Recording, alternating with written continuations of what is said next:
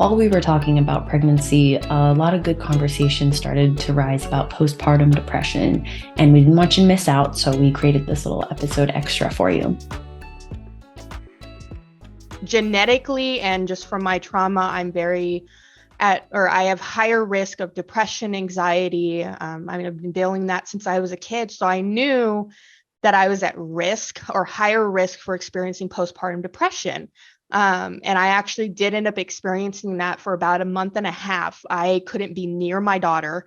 It was really scary. And it's hard because like I had tried to have the conversations like, what is postpartum depression? Like, what does it look like? What do I need to watch out for? Because there were times where I was afraid I was going to shake my daughter and it freaked me out. And having my aunt there, she was a huge support for that.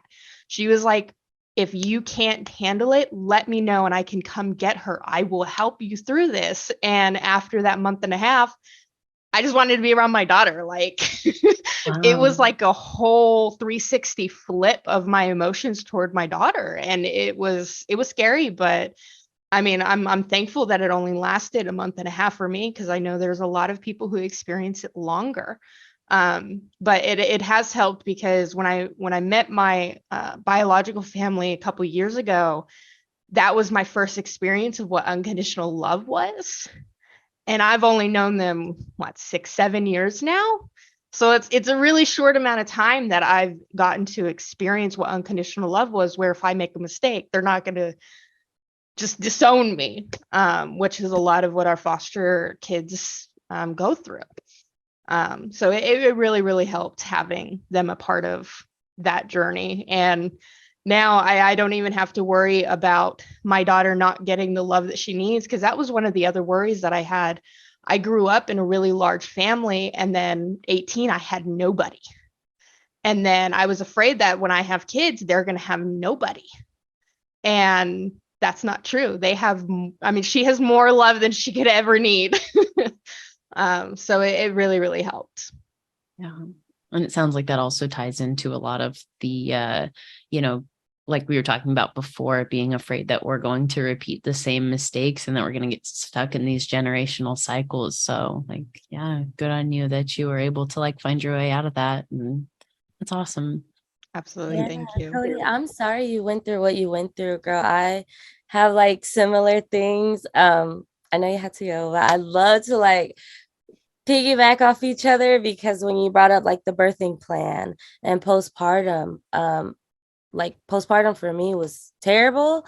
And so I had to look it up because I didn't want to be labeled that. I didn't want them to give me medicine or anything, So I completely understand how you feel, especially about the family thing. I learned about postpartum through Black Infant Health, and because of what they taught me, I knew my symptoms. I knew what I was feeling was like it wasn't about my baby. My postpartum was about me. So I was all over him, but for myself, I couldn't even get out of bed. And for a little bit, it was okay because he was a baby, right? Just hold him, heal up. You had a C-section. But after that, I still couldn't get up.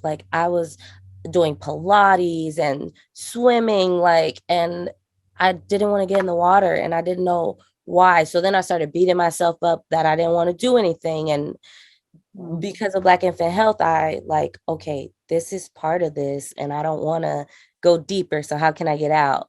What I didn't know was how to get out of it, but I figured it out. But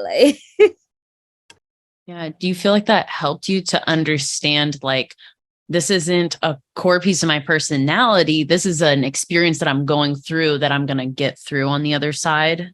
At first, it wasn't like that. It was is this the new me? Is this how I'm going to be? Am I going to be able to play with my baby or what happened? And my body wasn't back to regular either. So struggling with the bleeding for weeks and I had a C-section, so the stable, I could still feel the pain sometimes. I'd be fine all day and then I just get a pain I couldn't walk. And I'm is this the rest of my life? So that was for a cool 3 months after he was born, maybe 4. But my mentor, she was like, you don't have to do anything. You don't have to talk to anybody. You could just come over and sit with us. And so that like got me out the house, right? And then because I'd open the front door and not go outside. Like I don't know what was happening. It was just like this dark cloud. And I went outside and she's like, do you like she was just like trying different things to get me like to be social again. And then it became embarrassing. So then I started beating myself up because I was embarrassed that I wasn't myself, So it became like a really big battle, but just like reminding myself, okay, they said that that's postpartum. I guess knowing myself before it happened helped. And then the class I took, like that was a lifesaver, because if I didn't take that class, I wouldn't have known it was postpartum, and I probably would have just made it my regular self. I think as a midwife, I have a very different perspective of like postpartum expectations and what I expect from birthing people and what's normal and what's not. Pregnancy and postpartum are forever entwined. There are 4 trimesters. Again, the way we talk about pregnancy is really problematic as a society. Like your baby's here and then you're no longer pregnant and, we just kind of drop you off is like unrealistic. And so I think pregnancy is like your body training you on how to be postpartum. Pregnant people have to eat, right? It was cute when you was by yourself, solo occupant. Oh, I can eat 1 meal a day and it's cute and it's fine. No, now you have a baby who's going to want to feed on demand. And so every 45 minutes, there's somebody who looks just like you. So are we going to eat? What are we doing? Right? But your body already trained you for that in pregnancy, because every 45 minutes, you're like, I'm hungry again.